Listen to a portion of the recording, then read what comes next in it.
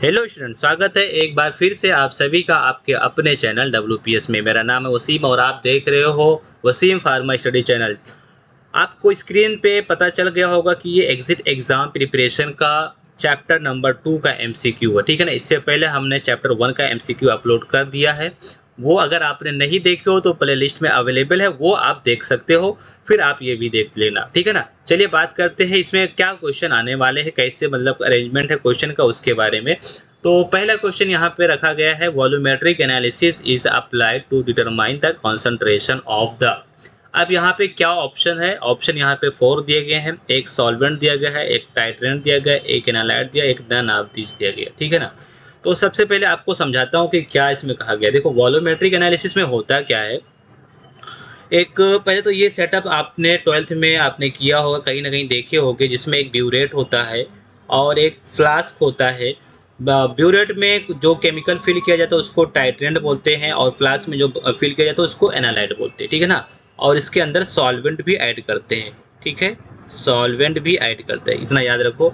और इंडिकेटर भी ऐड करके रखते हैं। ये सारी चीज़ें होता है इसके अंदर, कहाँ पे, फ्लास्क के अंदर।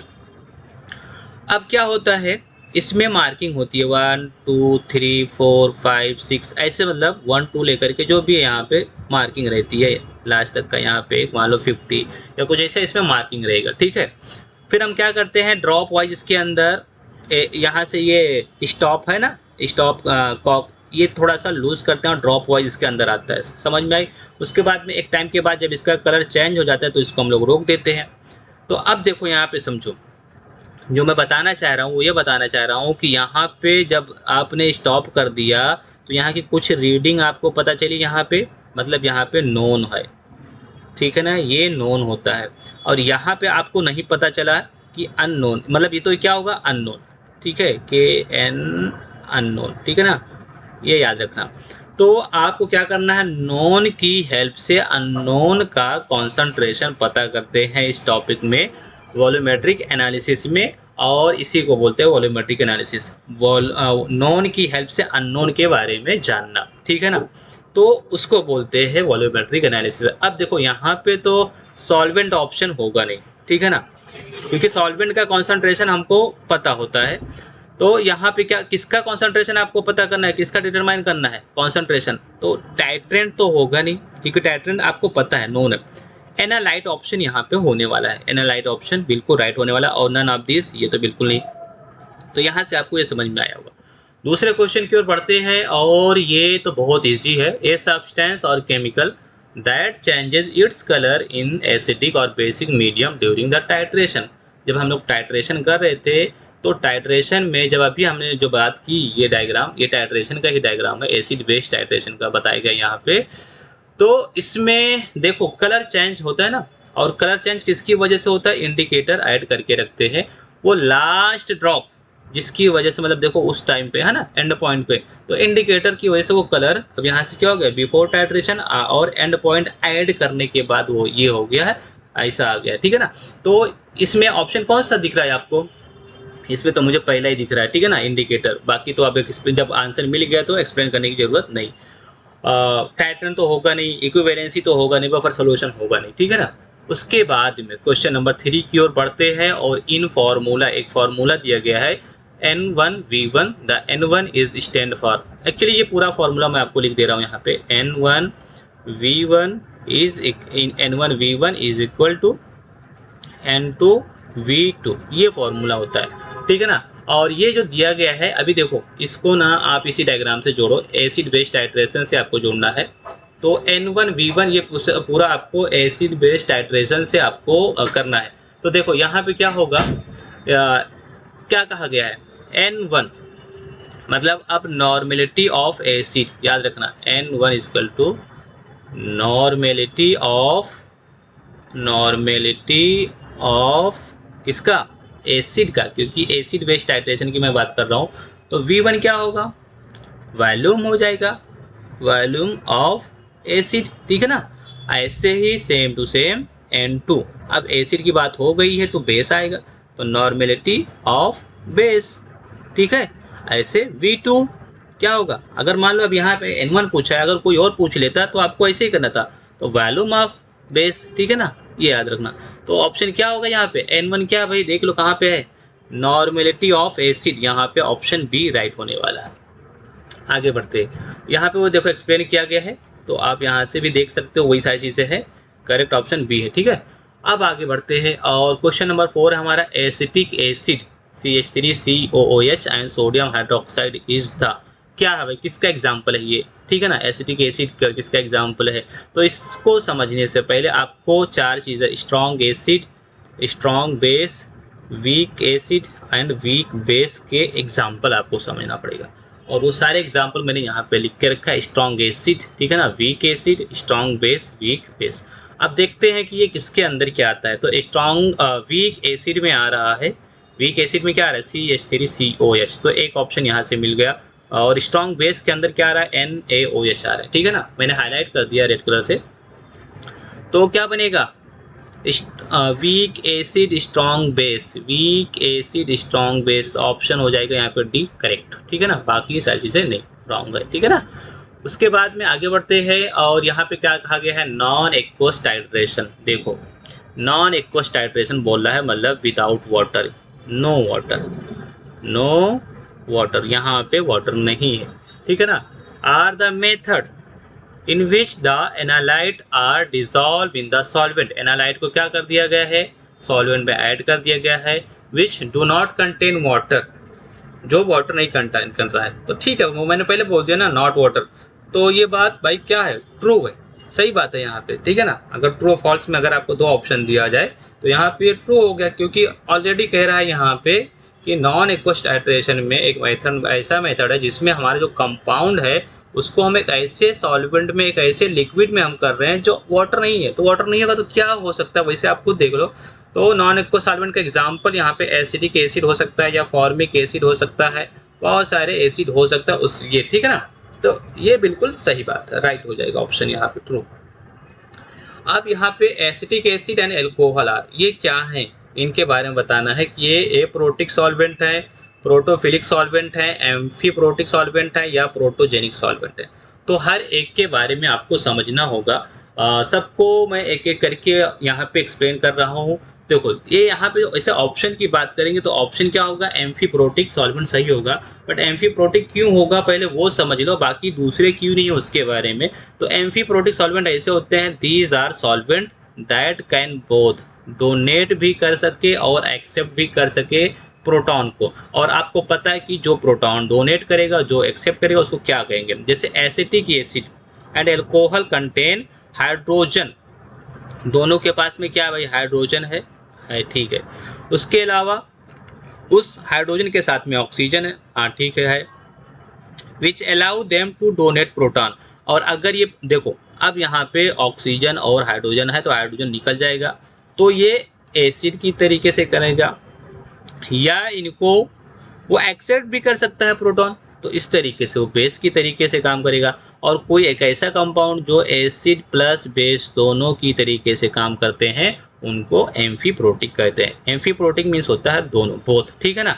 अब दूसरा ऑप्शन क्यों नहीं है उसके बारे में यहाँ पर डिस्कस कर लेते हैं। एप्रोटिक क्या होता है, this do not donate proton, aprotic जैसे कि यहाँ पे कहा गया है, ठीक है ना, ए मीन्स एब्सेंस, याद रखना, तो प्रोटॉन डोनेट नहीं करेगा, but acetic acid and alcohol do, but ये दोनों भाई कर रहे हैं, प्रोटॉन डोनेट कर रहे हैं, इसलिए ये ऑप्शन तो पहला नहीं होने वाला है, ये इनकरेक्ट है।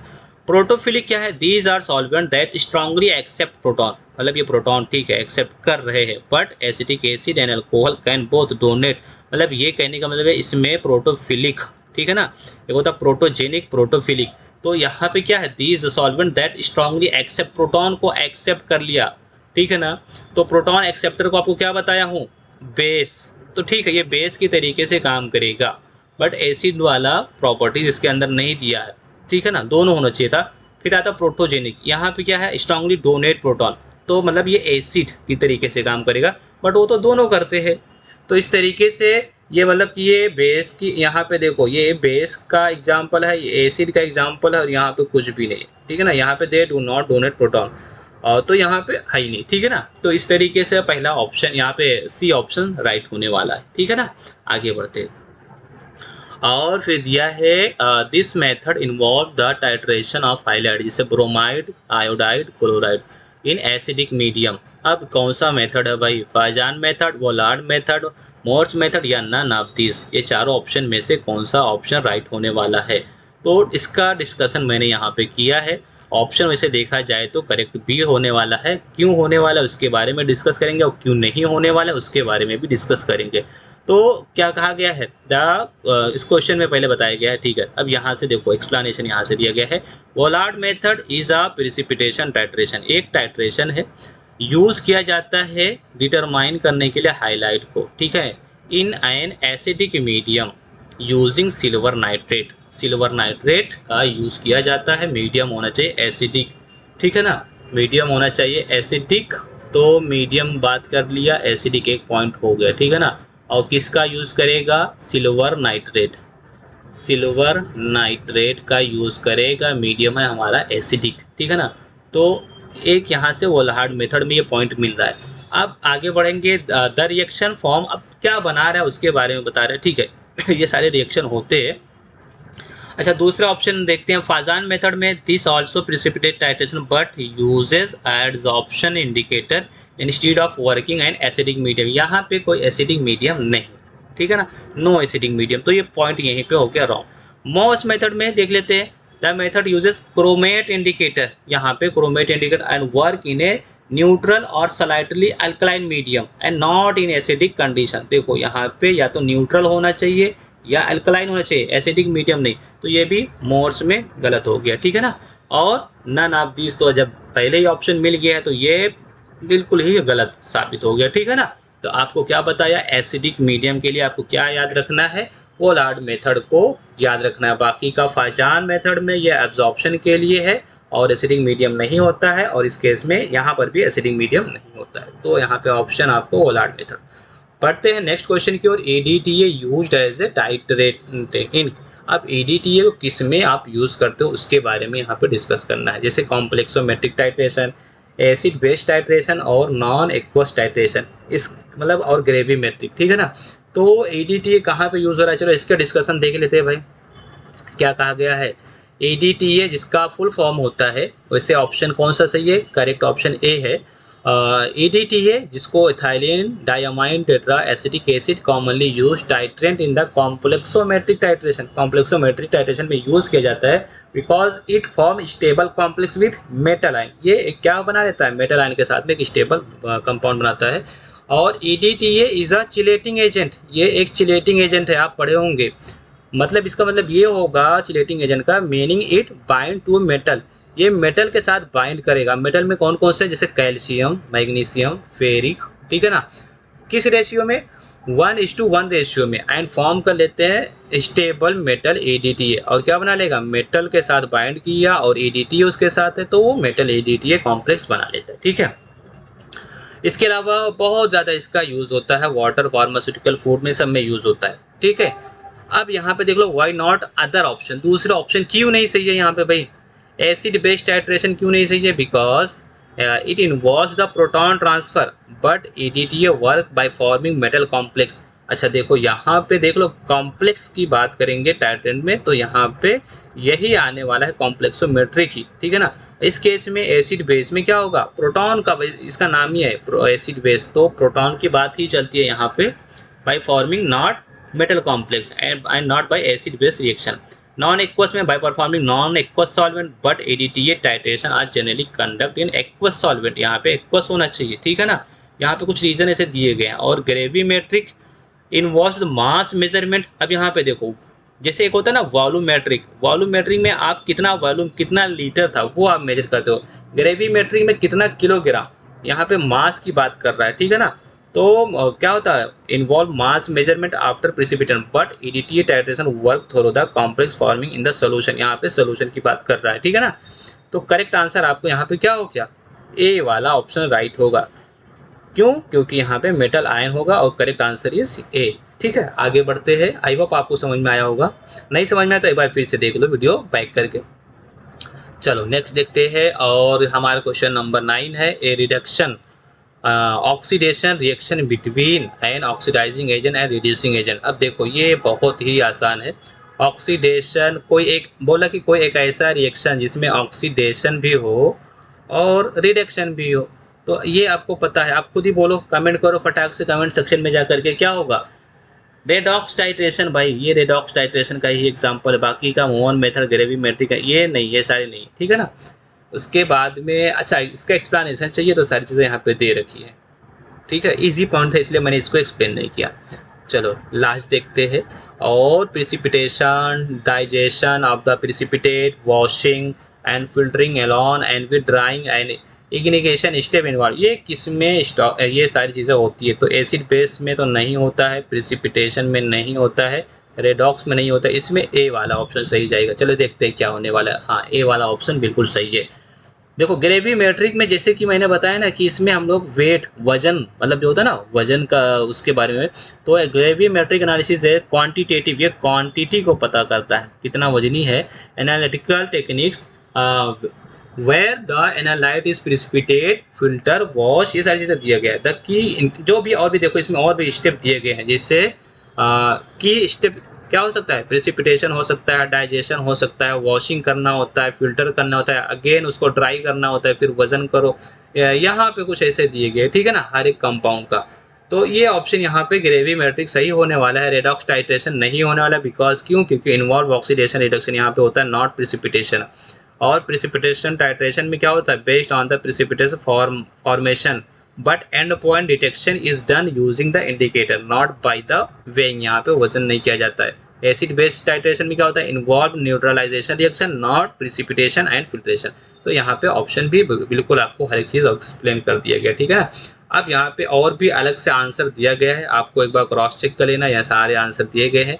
वैसे सब कुछ मैंने बता दिया है, दोनों चीज़ें बता दिया है। तो यहाँ पे होती है हमारी वीडियो एंड। अगर वीडियो हमारा पसंद आया हो तो चैनल को जाने से पहले दोस्तों लाइक करके जाओ और इसको सब्सक्राइब करके जाओ। अगर सब्सक्राइब नहीं किया है, शेयर नहीं किया तो अपने फ्रेंड सर्कल में शेयर कर दो और बेल आइकन भी प्रेस कर दो। इस चैनल पे आपको सारी चीज़ें फ्री में अभी मिल रही हैं, तो इसका फ़ायदा ज़्यादा से ज़्यादा उठाओ।